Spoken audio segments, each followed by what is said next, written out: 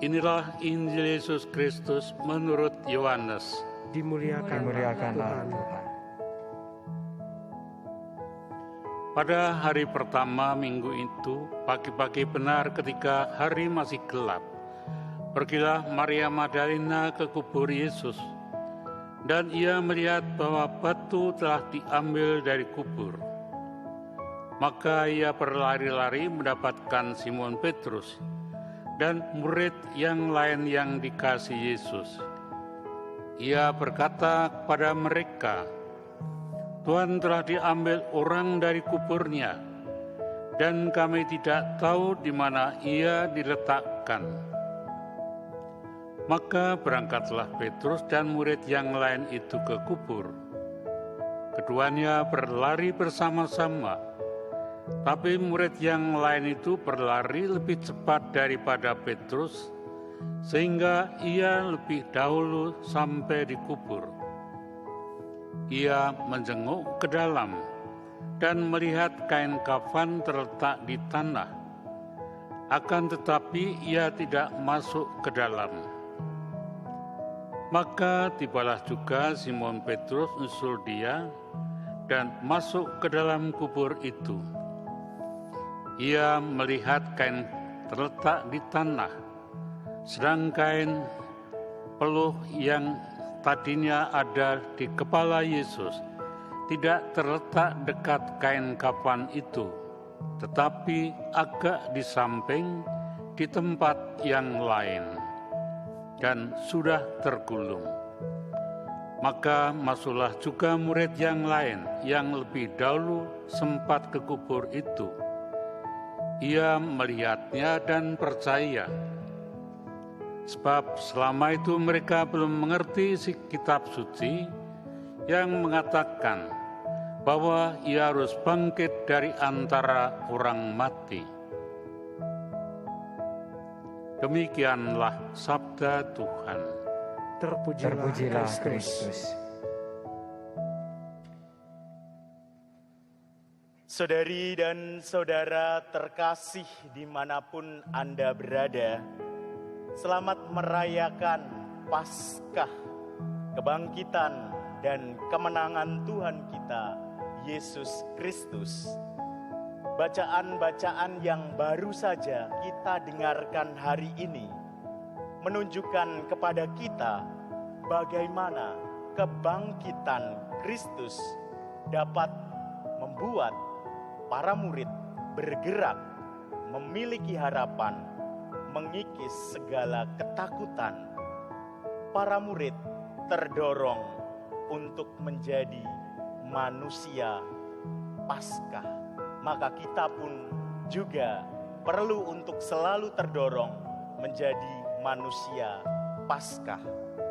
Dikisahkan bahwa setelah Yesus wafat, situasi para murid dipenuhi dengan berbagai macam kebingungan karena yang selama ini menjadi pegangan, yang selama ini menjadi guru telah tiada, dan tentu mereka mengalami ketakutan juga karena ada ancaman dari luar kelompok mereka.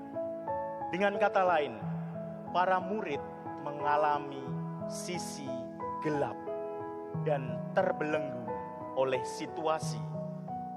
Meskipun begitu, para murid masih memiliki secuil harapan untuk terus bertumbuh, terutama bahwa Yesus tidak meninggalkan mereka. Hal ini ditunjukkan dengan keberanian Maria Magdalena yang pagi-pagi benar pergi ke kubur untuk memberi rempah-rempah. Kita bisa membayangkan bagaimana Maria Magdalena pun penuh kesedihan, ketakutan, tetapi dia tetap melangkah. Apalagi ketika ia melihat bahwa pintu kubur sudah terbuka.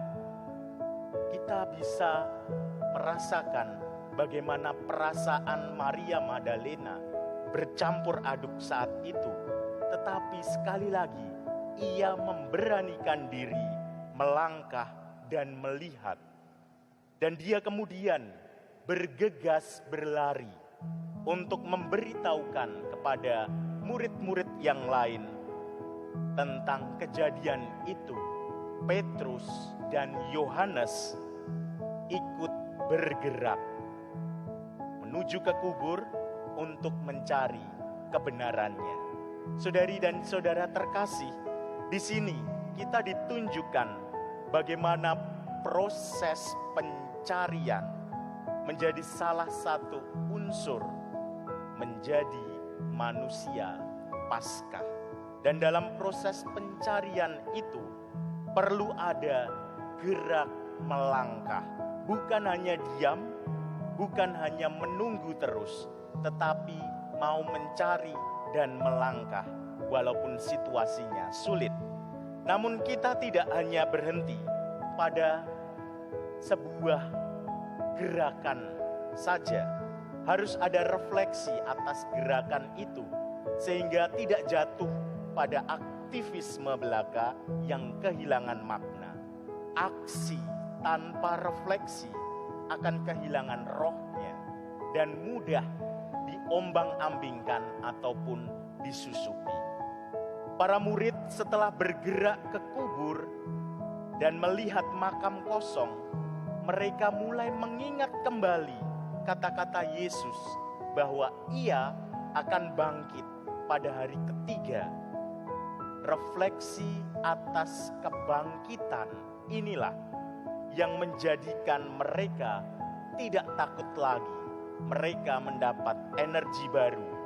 Di sini kita melihat gerak manusia Paskah berikutnya, yaitu harapan. Harapan inilah yang membuat para murid dapat mengatasi ketakutannya. Santo Paulus dalam surat kepada jemaat di Kolose, bacaan kedua tadi, mengungkapkan harapan itu dengan kalimat, Kristuslah hidup kita. Mewujudkan harapan akan Kristus yang hidup berarti bersedia menghidupi tindakan-tindakan Kristus di dunia sekarang. Kita bisa bertanya, tindakan-tindakan Kristus yang seperti apa? Salah satu jawabannya dapat dilihat dalam bacaan pertama tadi. Kristus yang berjalan berkeliling sambil berbuat baik. Dalam gerak berbuat baik itu, kita dapat mewujudkan diri menjadi manusia Paskah. Apa konteks yang tepat untuk Indonesia sekarang dalam rangka berbuat baik? Beberapa hal yang bisa ditawarkan adalah melatihkan sikap toleran dan sikap dialog antar umat beragama, sikap anti kekerasan, sikap menghormati martabat manusia, sikap terbuka pada kebudayaan setempat. Dalam sikap-sikap itulah kita bisa mewujudkan komitmen cinta akan tanah air yang beragam ini. Saudari dan saudara terkasih, dalam Paskah kita tidak hanya merayakannya, tetapi melatihkannya, terutama menjadi manusia Paskah, yaitu manusia yang terus mencari, terus bergerak, dan berefleksi, serta beraksi dalam perbuatan-perbuatan baik. Di dalam Kristus yang bangkit, kita pun perlu ikut bangkit. Selamat Paskah, Tuhan memberkati. Kemuliaan kepada Bapa dan Putra dan Roh Kudus. Seperti pada permulaan, sekarang, selalu, dan sepanjang segala abad. Amin.